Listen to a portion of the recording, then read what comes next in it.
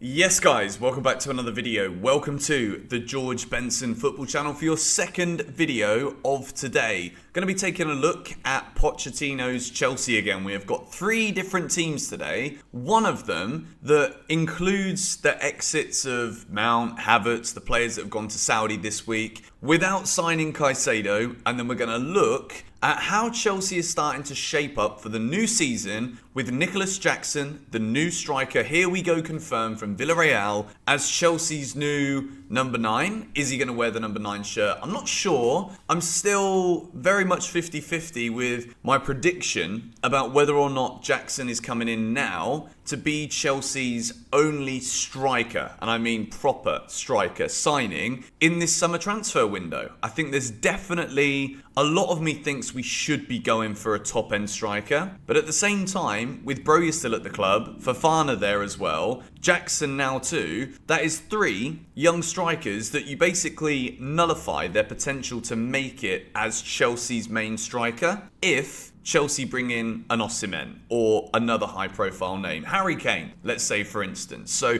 if you're Jackson, you sign for Chelsea because you feel as though there is a big part that you can play there, knowing maybe that we're going to sign someone else, that we're not going to sign someone else. I think realistically, Jackson is Chelsea's starting striker next season, competing with Armando Broja, with Datro Fofana going out on loan. So without any further ado, first things first, 2 VIP tickets given away on my Telegram, Chelsea v Liverpool, top of the description, sign Lampard's shirt too. Make sure you've joined the Telegram, otherwise you can't win. But we move straight into option number 1. We're going to go through 3 different teams in this video today. 4-2-3-1. Nicolas Jackson is obviously featuring in every single one of these teams because we just signed him. He's the new striker. We've got to talk a bit about him as a player, what he can do, how he can link up with others. And we're not going to build the team, we're just going to show it here. And I'm going to talk about the weak points. Looking at this, Kepa. We need to talk about this a little bit because Pochettino has said that he's happy to go with Kepa as Chelsea's number 1 goalkeeper for the start of the season. This is a gamble. And I've said the same thing about Kepa now for a long time. He's a good goalkeeper, but the best clubs have got great goalkeepers. You've got Alisson, Edison, I would say probably top 2. Even Ramsdale is on his way up there now as well. These kind of goalkeepers are the keepers that think with their heads fast. They see the movement. They see the ball coming sooner. They play in teams where they're expected to be a sweeper keeper or even another centre-back really in many of those systems where they can get the ball, start an attack with a long ball, short ball. With Kepa, distribution isn't awful, but it's the shot stopping. Shot stopping from close range, excellent. From outside the box, you basically know it's going in. It's happened too many times throughout his Chelsea career. So I'd say Kepa is a weak point. Ben Chilwell is another big question I have because Cucurella didn't show me anything in the first season to suggest that he is top level for Chelsea to be competing for European places. Chilwell's also injured all the time, and you just wonder how that injury accumulation could end up impacting his ability to perform at the top level game after game after game. Luckily, no European football this season. It's the only time you're going to catch me saying luckily in that context. But less games, hopefully, means less injuries. When we move forward,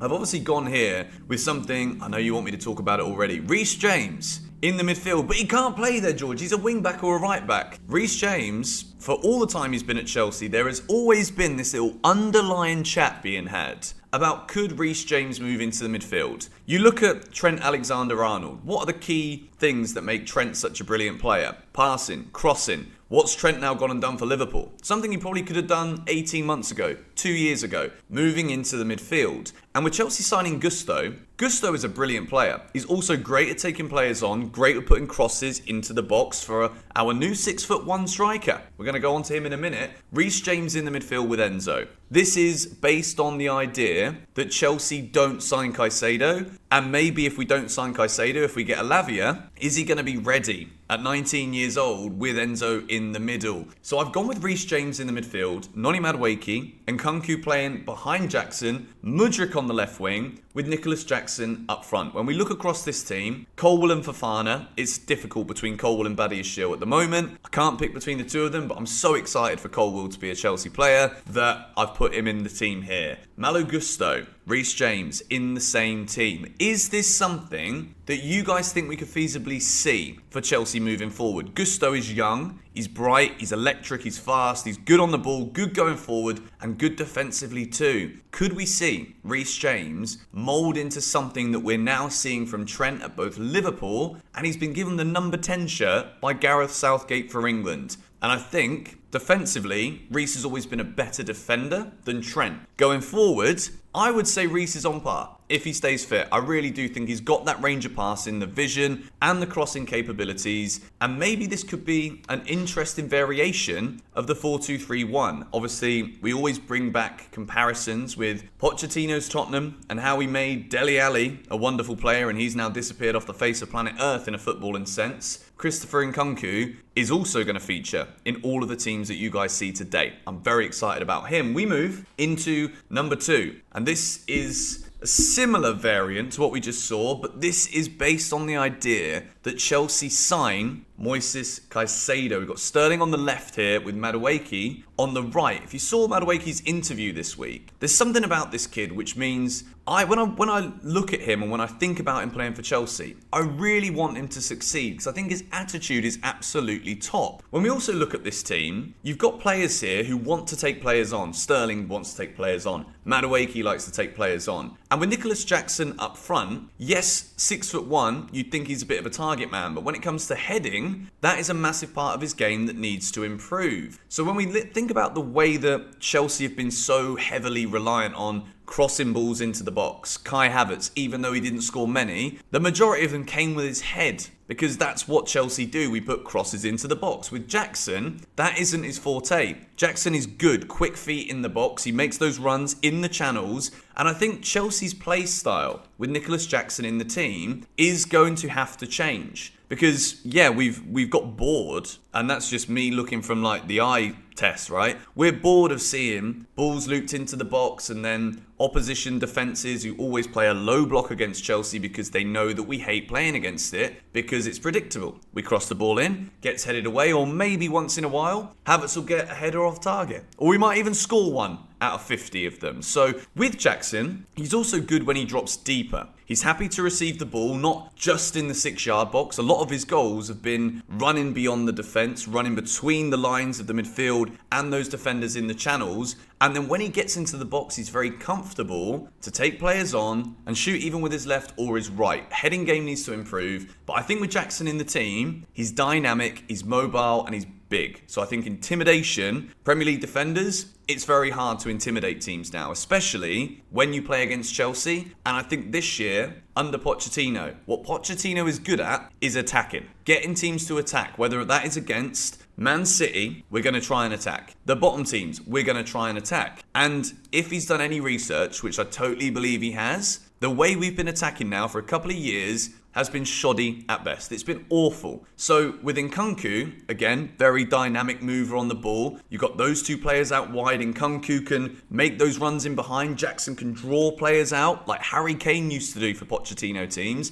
And then Nkunku makes the run beyond. Madueke makes the run beyond. Sterling with those overlapping fullbacks as well in Chilwell and Reece James. When I look at this team, got Badiashile in centre-back for this one with Fofana. Thiago Silva, I've got to address it for this video. I don't think he starts this season. I really don't. I think Chelsea, when we're talking about a project and building for the future, we need to be playing the Pochettino team that we're going to see for years. I think Silva will still have games, but I don't think it will be as frequent as it was last year because we can't keep relying on this guy. He's 38 years old. As much as I'd love to say we can, I don't think we will. Let's go into this third option. Once again, Caicedo has signed, and with this 3-4-2-1, the Dele Alli and Heung-Min Son roles I've given to Nkunku and Sterling, with Nkunku on the left, Sterling on the right, of course, Jackson up top.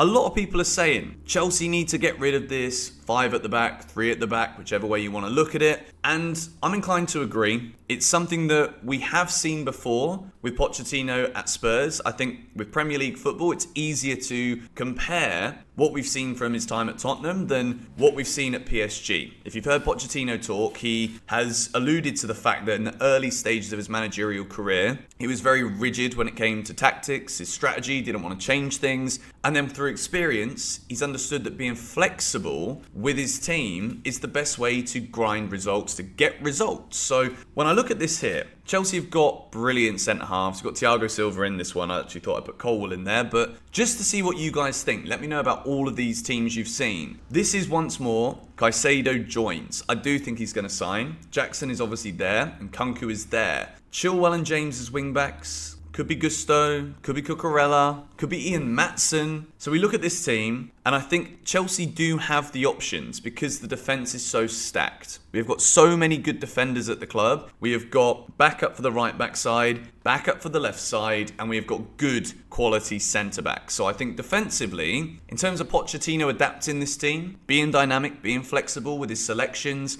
in-game management as well, something like this could be an option. Enzo's obviously ever present in all of these teams, and Chelsea will still sign more players. I've done this today based on Jackson signing, Caicedo being probably the next closest to sign. And I think when Chelsea get the business done for the Mount sale, I still think it's going to happen. Havertz, everything goes through, all the Saudi deals, money coming in. Then I think we'll start to see what other investments Pochettino will make to improve this squad going forward. Let me know in the comments down below which of these three lineups is your favourite and where do you think the weak points are. I think Kepa will have a big question mark until he proves me otherwise. And I mean, a whole season of being consistently better than good would be great for me. I want him to be great. I want him to perform like he did away at Aston Villa with those incredible saves every week. I know obviously doesn't mean he's not going to concede goals. I'm not stupid, but I do expect more from Kepa if Pochettino's got the faith and thinks he can develop him to be a top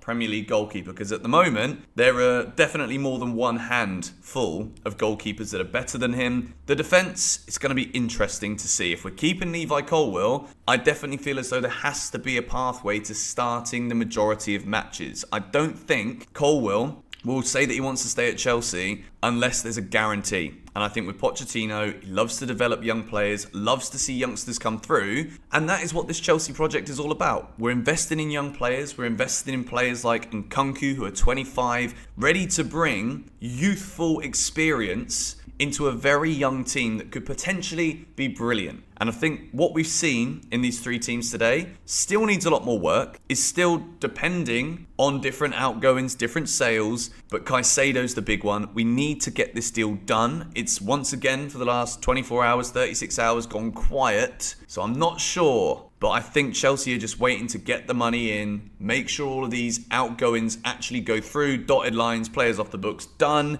Then we can push hard for Moises Caicedo. But anyway, if you did enjoy this video, hit the like button. I'm going to do another one of these next week again because things are changing all of the time and this could look very different in a week. We could even have another new striker. Who knows? But I back Jackson. I've watched a lot of him, read a lot about him, studied him, and I think he could be a great player. And again, final point, he's in that financial bracket of players around 30 million. And all of our best signings have always been those. Come on, you Blues.